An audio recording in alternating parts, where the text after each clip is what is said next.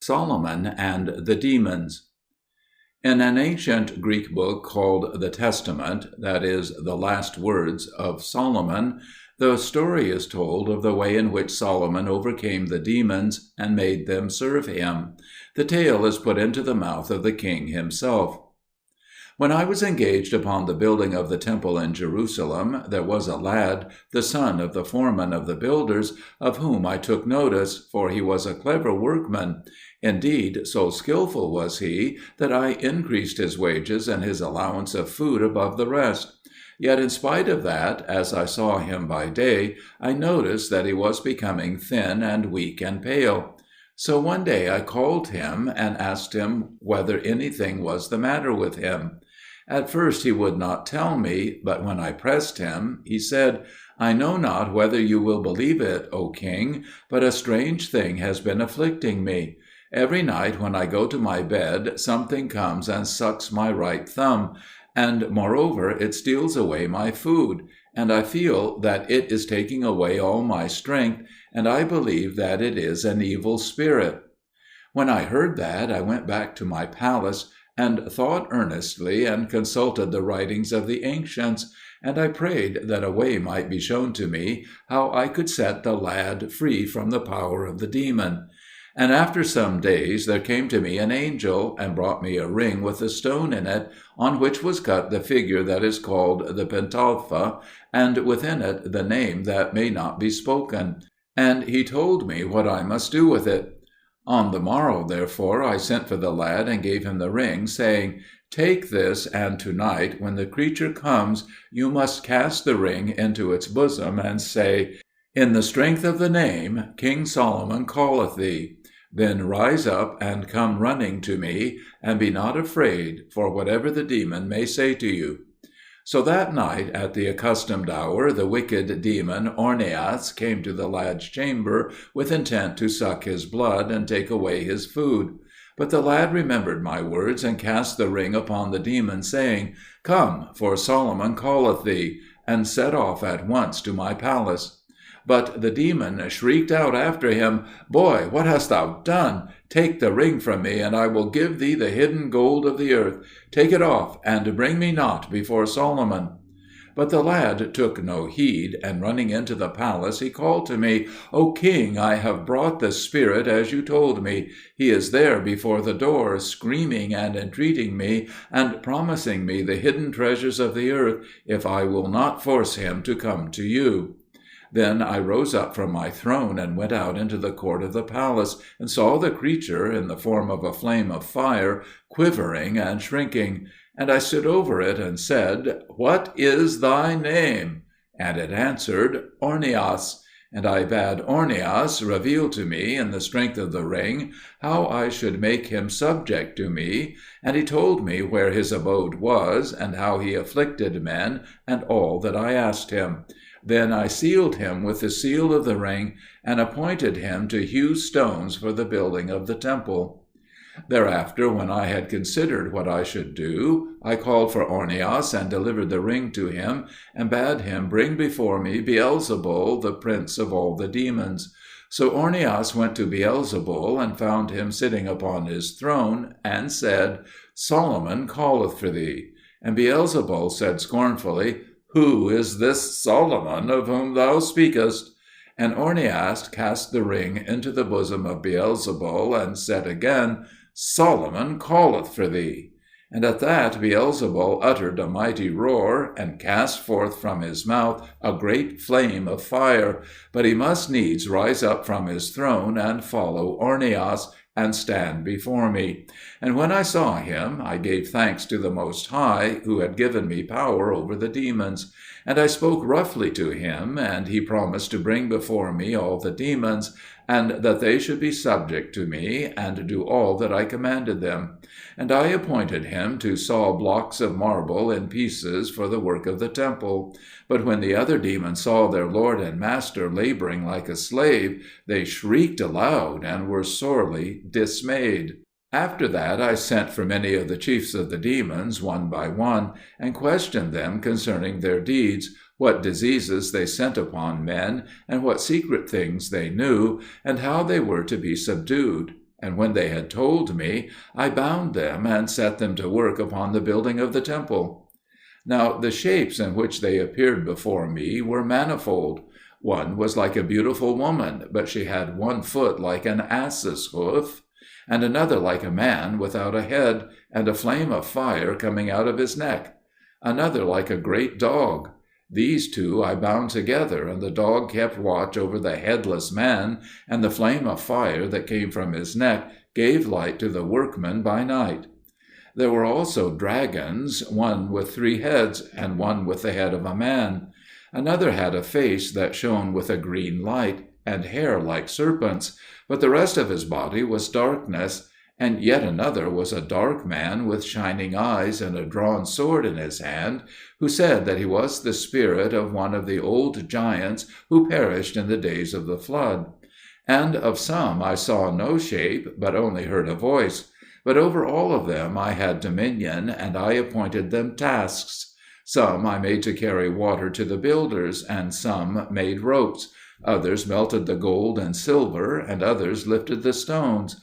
So the temple was built speedily, and I, Solomon, enjoyed great honor and peace and tranquillity in my kingdom, and the kings and princes of all the regions round about came to visit me, and brought me precious gifts, and my kingdom was greatly exalted. Now in those days, as I was sitting on my throne in the midst of my palace, and Ornias the demon was standing by me, there came before me an old man, one of my workmen, and cast himself down before me, and cried to me to do him justice against his son. For his son ill-treated him, and beat him, and plucked out his hair. When I heard that, I had pity on him, for he was an old man and weak. And I sent for his son, and asked him why he dealt so with his father. But the son denied it, saying, I am not so given over to wickedness that I should strike my father. Be it far from me, O king, I have done no such evil. I sent him away, therefore, and called his father again, and bade him be reconciled with his son. But he said, Nay, but let him die the death. Wherefore I was perplexed, and it was in my mind to give sentence against the young man. But it happened that I looked at Ornias the demon, and saw that he was laughing. So I sent the people away, and said to Ornias, Accursed one, why dost thou laugh at me? He answered, Forgive me, O king, it was not at thee that I laughed, but at this wretched old man, because he is contriving an evil death for his son, and lo, in 3 days his son will fall sick and die. Then said I, Is this the truth? And he said, It is. Then I sent for the old man and his son, and said to them, Strive to make agreement between yourselves, and after 3 days come again to me, and in the meantime I will send you your food from my table. And they did obeisance, and departed. And when the 3 days were past, I saw the old man come into the judgment hall, and he was dressed in garments of mourning, and his face was sad. I said therefore to him, Where is thy son? And he answered, I have no son. This day have I carried him to his burial. So when he was departed, I said to Ornias, How was it that thou knewest these things? And he answered, It is thus, O king, we who are spirits can fly up into the air under the firmament, and we hover about among the stars, and overhear the decrees that go forth from the heavens against the children of men when they are appointed to die. But we cannot abide there for long, and so we become weak, and fall like the leaves from the trees. And when men see us, they say, Look, there is a falling star. But they are not in truth stars that fall, since the stars have their appointed place in the heavens, like the sun and the moon. But it is we, the spirits of the air, who are in appearance like stars. And I sent Ornias away, and marveled greatly.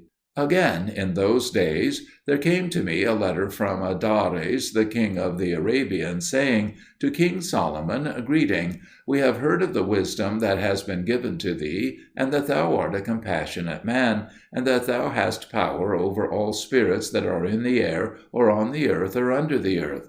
Now be it known to thee that there is a destroying spirit in this land, for every day at dawn there arises a wind which blows for 3 hours, and it is so venomous that every one on whom it blows dies, and it kills the cattle also. Now therefore we entreat thee in thy wisdom to devise some means, and if it may be, send us a man who can capture the spirit. And if thou canst do so, then I and my people will be tributary unto thee, and Arabia shall keep peace with thee. And we beseech thee, make not light of our petition, for we are in a great strait. And so farewell. When I had read this letter, I folded it up again and gave it to my chief counselor, saying, Bring it again to my remembrance after 7 days. Then I thought upon the matter, and after the 7 days I called one of my servants and said to him, Make ready a camel, and get an empty wineskin. And he did so. Now the wineskin was made of a whole hide of a beast, so that it had the upper parts of the 4 legs remaining upon it, the legs being sewn up, and the neck open. I said to him further, Take this ring, and go into Arabia, to the place where the venomous wind blows, and take the skin, and hold the ring in front of the mouth of the skin towards the wind, so that the wind shall blow through the ring. And when the skin is blown up, you will know that the demon is inside it. Then hasten and tie up the neck of the skin, and seal it with the ring, and put it upon the camel, and bring it to me. But if on the way the demon promise you gold and silver and treasures to let him go, see that you do not obey him, but rather make him reveal to you where the treasures are hid, and mark the places, and come on to me. Now go, and good success be with you. So my servant set out, and came to Arabia, and the men of the country doubted much whether he could capture the spirit. But when the day was dawning, even the first day after his coming, he rose up and set the skin with its mouth towards the wind, and laid the ring in the mouth of it. And the wind blew through the ring, and entered into the skin, and puffed it up. And the man caught the neck of the skin, and closed it, and sealed it with the ring in the name of the Most High. Then he abode yet 3 days in the place to make trial of his success. But the poisonous wind blew no more, so that all the Arabians were assured that the demon was safely shut up. And they rejoiced greatly, and gave him many precious gifts, and did him great honor. And when he set forth to come back to me, they accompanied him to their borders. So he brought the skin back to Jerusalem, and put it in the midst of the temple. Now at this time I, Solomon, was somewhat troubled, because I had a great stone made ready to be placed upon the corner of the temple, and none of my workmen and none of the demons were able to lift it and set it in its appointed place. But I was exceedingly desirous to put it there, because it was of such beauty and excellence. And on the morning after my servant was come back out of Arabia, I went down to the temple, thinking by what means I could lift the stone. And as I entered the temple, I saw the skin, and it rose up and hopped 7 paces, and fell on its face, and did obeisance to me. And I marveled, and bade it stand up, and it stood on its feet, puffed up with wind. Then I asked, Who are you? And a voice answered me from within the skin, I am Ephippus, who dwell in Arabia. And I said, What can you do? And it answered, I can overturn kings' palaces, and wither the green trees of the wood, and I can move mountains. Then I said, Are you able to move this stone, and lift it up, and set it upon the corner of the temple? And it said, Not only can I do so, O king, but if I have the demon that is in the Red Sea to help me, I can bring up the great pillar that is there, and set it in whatever place you command. So I said, Lift up the cornerstone. And the skin first of all became flattened, as if the wind was gone out of it, and slipped itself under the stone, and then it blew itself out again, so that the stone was lifted up upon its back, and it walked upon its stumps, bearing the stone to the ladder, and climbed up, and set the stone safely in its place upon the corner of the temple, and I was greatly rejoiced, and all Jerusalem with me. After that I sent Ephippas to fetch to me the demon that is in the Red Sea, and commanded them to bring with them the great pillar. And after a while I saw the pillar being borne through the air, and was astonished at the strength of the two demons. And when I considered with myself how mighty they were, and how they could shake the whole world in a moment of time, I feared to let them go. I made therefore a circle about them in the air with my ring, and said, "Stay there." And the demons stayed, holding the pillar sloping between heaven and earth, and there they are to this day. And if anyone looks, he can see the pillar sloping in the heavens, but the demons he cannot see. But when they let fall the pillar, then will be the end of the world. Footnote: I believe that the pillar is the Milky Way. It is certainly meant to be one of the constellations. End note. Then I questioned the demon of the Red Sea, and he told me how in old times he resisted Moses in Egypt, and helped Jannes and Jambres, the two wizards who fought against Moses, and how when Pharaoh followed after the children of Israel, he went with him, and when the sea returned back and drowned the Egyptians, he was overtaken by it and shut up in the depths, and he remained there until Ephippas came and brought him to me. Thus I, Solomon, had power over the spirits of the earth, and of the air, and of the water, and made them serve me, and my kingdom was exalted, and there was peace in my days. But when I became mighty, my heart was lifted up, and I committed foolishness, for I saw the daughter of a certain Jebusite, and loved her exceedingly, and asked for her in marriage. But her kinsfolk said, "You shall not take her to be your wife, except you worship our gods, even the great gods Remphan and Moloch." Then I said, "I cannot worship strange gods. Why would you that I should do this?" They said, "Because they are the gods of our fathers." And I refused. Then I went to the maiden and entreated her, and she also said, "I will not hearken to you, except you worship my gods."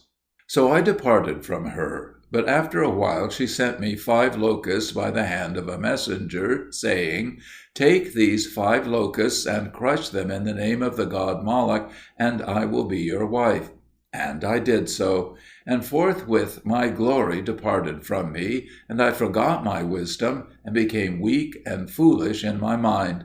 And the heathen woman compelled me to build temples to the false gods, to Baal and Remphan and Moloch, and my spirit was darkened within me, and I became a byword among men and demons. Therefore have I written this testament, that men might remember me, and think of their latter end as well as of their beginning. Legend 7. The story of Ebedmelech the Ethiopian, and of the death of Jeremiah. When the time was come when it was ordained that Jerusalem should be laid waste by the king of the Chaldeans, God spake to Jeremiah the prophet, saying, "Depart out of this city, for I am about to destroy it for the wickedness of them that dwell therein." But Jeremiah answered, "Suffer me, I beseech thee, Lord, to speak a word." And he said, "Say on." And Jeremiah said, "Wilt thou indeed deliver thy chosen city into the hands of the Chaldeans, that their king may boast himself against it, and say, I have prevailed against the holy city of God? Not so, Lord. But if it be thy will to destroy it, overthrow it rather with thine own hand." And he said, "Neither the king nor his power shall prevail to destroy it, unless I first open the gates thereof to him. Come therefore at the 6th hour of the night to the city wall, thou and Baruch the scribe, and I will show you what I will do." Jeremiah therefore rent his clothes, and put ashes upon his head, and went and found Baruch in the temple. And when Baruch saw him, he was dismayed, and cried out, "What is the matter?" And when Jeremiah had told him that which was proposed concerning the city, he also rent his clothes, and they remained both of them in the holy place all that day weeping. But at the 6th hour of the night they went out and walked upon the city wall. And suddenly they heard the sound of a trumpet in heaven, and there came down angels bearing torches of fire in their hands, and alighted upon the 4 corners of the wall of the city. Then Jeremiah and Baruch perceived that the desolation of Jerusalem was indeed at hand. And Jeremiah cried out to the angels, I beseech you, destroy not the city until I have spoken a word to the Most High. So the angels stayed their hand, and Jeremiah said, Lord, now we know of a truth that the city will be delivered into the hands of the Chaldeans. Tell us, therefore, what wilt thou that we shall do with the holy vessels of the temple?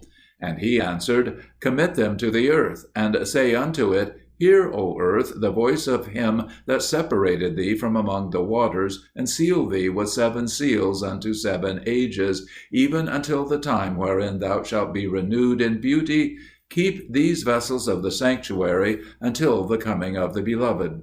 And Jeremiah continued and said, I beseech thee, show me what shall I do for Ebedmelech the Ethiopian, because he showed me great kindness, and delivered me out of the pit wherein Zedekiah cast me. And I would not have him see the desolation of the city, for it would grieve him to the heart. The Lord said, Send him to the vineyard of Agrippa, which is on the other side of the hill, and I will shelter him until I bring back the people to the city. And as for thee, go thou with thy people to Babylon, and remain there to comfort them until they return hither, and let Baruch abide here until I send him word. Then he commanded the angels, and they brake down the corners of the wall, and loosened the foundations, and made weak the fastenings of the gates. And after that a great voice sounded out of the temple, saying, Enter, ye enemies, and come in, ye adversaries, for he that kept the house hath departed from it. And the angels went up again into heaven. But Jeremiah and Baruch went into the temple, and took the vessels of the sanctuary, and delivered them to the earth, as they were commanded. And forthwith the earth opened her mouth, and swallowed them up. And for the rest of that night they wept and lamented. And in the morning Jeremiah called for Ebedmelech, and said to him, Take a basket, and go to the vineyard of Agrippa, and fetch me some figs, that I may give them to the sick and needy among the people, and the blessing of God go with thee. And Ebedmelech set forth. On that same morning the host of the Chaldeans surrounded the city, and a trumpet sounded in heaven, and they came against the city, and the gates gave way before them, and the wall fell, and they entered the city, and laid it desolate, and took the people captive. But Jeremiah took the keys of the temple, and went outside the city, and threw them up towards the sun, saying, O sun, I say unto thee, take these keys, and keep them until God shall require them of thee, for we are not found worthy to keep them any longer. And they vanished out of his sight. Then he returned, and the Chaldeans took him prisoner, and carried him away to Babylon. But Baruch fled, and took refuge in a tomb, and there he remained in great sorrow of heart. Now Ebedmelech had gathered the figs and filled his basket, and by the time he had finished, the day had become burning hot. So he sat him down under a tree to rest a little, and then laid his head on the basket of figs and fell into a slumber. And he slept for 66 years without waking.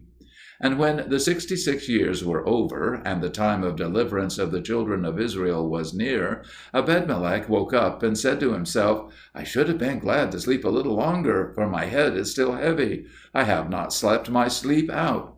And he uncovered his basket and looked at the figs, and saw that they were oozing with juice, and said again, Well, I should like to sleep yet a little, but I am afraid I may have overslept myself. And if I do, Father Jeremiah will be disappointed. For if he had not been in haste for the figs, he should have not sent me out so early. So he rose and picked up his basket of figs and put it on his shoulder, and went back to Jerusalem. When he came near the city, he could not recognize it, and when he had entered the gate, he could not either find his own house or see any of his acquaintance. He said therefore within himself, Some strange delusion has come upon me. I have missed my way in coming over the hills. It must be that I was not fully awake. This will be a wonderful thing to tell Jeremiah when I meet with him. And he went out of the city. But when he looked back upon it, he could see that it was indeed Jerusalem. And he said, It is surely the city, yet there is something wrong. He went into the city the second time, but he could find none that knew him. And he said, God preserve me! Verily a delusion has fallen upon me, and went outside the city and sat down with the basket of figs, saying, Here will I sit until my eyes are opened, and I can discern the truth. After some time he saw an old man coming from the fields, and said to him, Old man, what is this city, I pray you? The old man said, It is Jerusalem. Ebedmelech said, Where are Jeremiah the prophet and Baruch the scribe? The old man answered, You are certainly not of this city, that you inquire concerning these men. Jeremiah is in Babylon with the people that were carried away captive by Nebuchadnezzar the king. Then Ebedmelech marveled and said, If you were not an aged man, whom it is not lawful to mock, I should have said you were mad. How many hours is it, think you, since Jeremiah sent me to the garden of Agrippa for some figs for the sick people? And I went and gathered them and slumbered for a little under a tree, and have just now brought them back. And here they are with the juice oozing from them, just as when I picked them. And you say the people and Jeremiah are gone to Babylon? And he opened the basket and showed the figs. And when the old man saw them, he said, Verily, my son, God has had mercy on you. He has spared you from seeing the desolation of the city. Behold, today it is 66 years since the people were carried away. And if you believe not me, look upon the trees, and see that it is not the time of figs. Then Ebedmelech asked, What then is this month, and what is the day? And he answered, It is the 12th day of Nisan. And Ebedmelech believed and gave thanks to God, and after that he gave the old man some of the figs, and bade him farewell, saying, May God guide thee to the Jerusalem which is above. And he went to find Baruch. And after a while he found him dwelling in a tomb, and they greeted one another and rejoiced, and Ebedmelech told Baruch all that had happened to him. And Baruch marveled and praised God. Then they consulted how they might send word to Jeremiah at Babylon, for they perceived that the time of the return of Israel was at hand. And it was revealed to them that on the morrow at dawn there should come a messenger whom they might send. On the morrow, therefore, Baruch rose early, and went out of the tomb, and saw an eagle sitting upon a rock hard by. And he called to it, and it came, and spoke with a man's voice, saying, I am sent hither to bear a message for thee. Baruch said, Canst thou carry a letter to Babylon, to Jeremiah the prophet? And the eagle said, To that end am I sent. So they wrote a letter, and took 15 of the figs from the basket, and hung them on the eagle's neck. And Baruch blessed it, saying, I say unto thee, O king of the birds, go in peace, and bring back an answer to me. Be not like the raven, which Noah sent out, and it returned no more to the ark. But be like the dove, which returned the 3rd day with an answer of peace. And if the birds of the air come against thee, fight with them, and the power of God be with thee. Turn neither to the right hand nor to the left, but go straight as an arrow in the strength of the Most High. Then the eagle flew, and rested not until it came to Babylon, and there it perched upon a tree in a desert place outside the city, and waited until Jeremiah and some of the people passed by, carrying a dead man to burial. And it rose up and lighted upon the bier of the dead man, and he revived. And the eagle said to Jeremiah, Gather the people together, and take the letter which is upon my neck, and read it in their ears.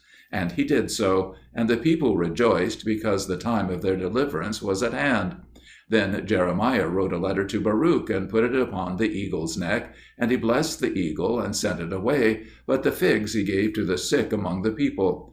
And the eagle returned to Jerusalem, and gave the letter to Baruch. And when he read it, he wept, because Jeremiah had written in it all the afflictions which the people suffered at the hands of the Chaldeans.